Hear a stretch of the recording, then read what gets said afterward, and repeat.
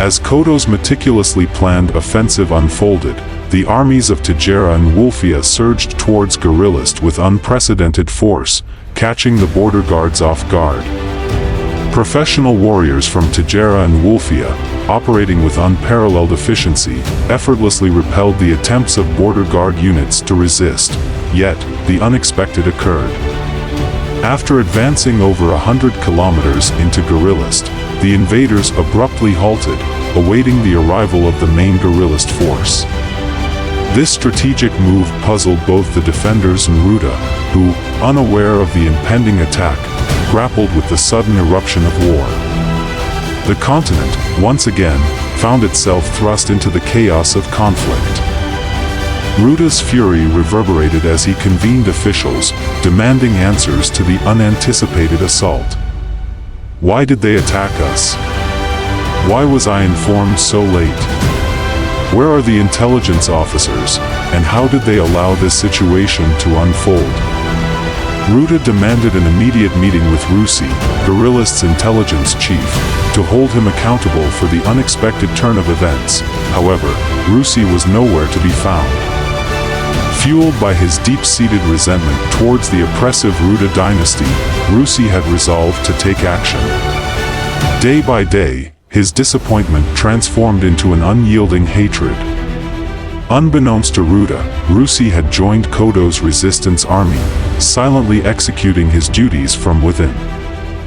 Kodo's calculated step 4 unfolded, revealing that influential figures within guerrillist, dissatisfied with the ruling government, had clandestinely aligned with the resistance. Rusi was merely the inaugural participant in Kodo's pivotal move to reshape guerrillist's future. This strategic shift promised to alter the dynamics of the war and forge a new destiny for the guerrillists, with Kodo at the helm of this transformative journey. The news of the sudden invasion spread like wildfire across the continent, sending shockwaves through every corner of guerrillist society. Citizens and soldiers alike struggled to make sense of the unexpected turn of events, with many questioning the legitimacy of their government's leadership and the competence of their intelligence agencies. In the corridors of power, chaos reigned supreme as Ruda and his inner circle scrambled to contain the fallout from the invasion. Emergency meetings were convened, frantic orders were issued, and scapegoats were sought to deflect blame for the intelligence failures that had allowed the invasion to catch them off guard. Among the missing was Rusi, the once esteemed intelligence chief whose absence sent tremors through the highest echelons of guerrillist leadership. For years, Rusi had served as Ruda's right-hand man, his loyalty to the regime unquestioned. But behind the facade of obedience lurked a simmering resentment, fueled by Ruda's authoritarian rule and disregard for the welfare of the guerrillist people. As the days passed and Rusi remained conspicuously absent, rumors began to swirl about his possible involvement in the invasion.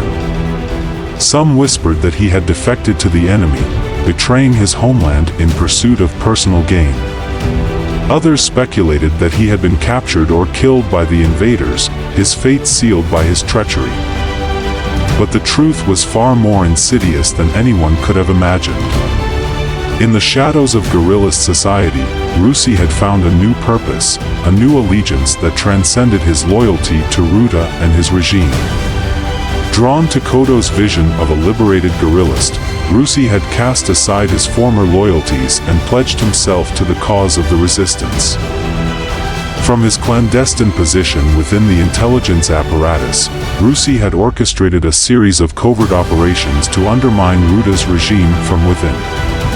Information was leaked, supply lines sabotaged, and key personnel subverted, all with the aim of weakening the guerrillist war machine and paving the way for Kodo's forces to strike.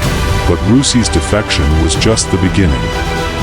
As news of his betrayal spread, others within guerrillist society began to question their allegiance to Ruda and his regime. Dissent simmered beneath the surface, fueled by years of oppression and injustice, waiting for the right moment to erupt into open rebellion. For Kodo and his allies, Rusi's defection was a sign that their cause was gaining traction. that the people of Gorilist were ready to cast off the shackles of tyranny and embrace a new future of freedom and prosperity.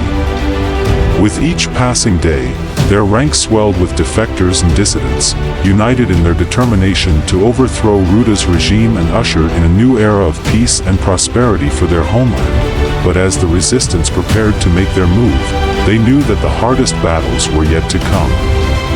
Ruda would not go down without a fight, and the forces of oppression would stop at nothing to crush the rebellion and maintain their grip on power. As the continent teetered on the brink of all-out war, Kodo and his allies stood ready. As the continent teetered on the brink of all-out war, Kodo and his allies stood ready to fight for freedom, justice, and the future of Gorilist. The stage was set for a showdown of epic proportions, and the fate of an entire nation hung in the balance.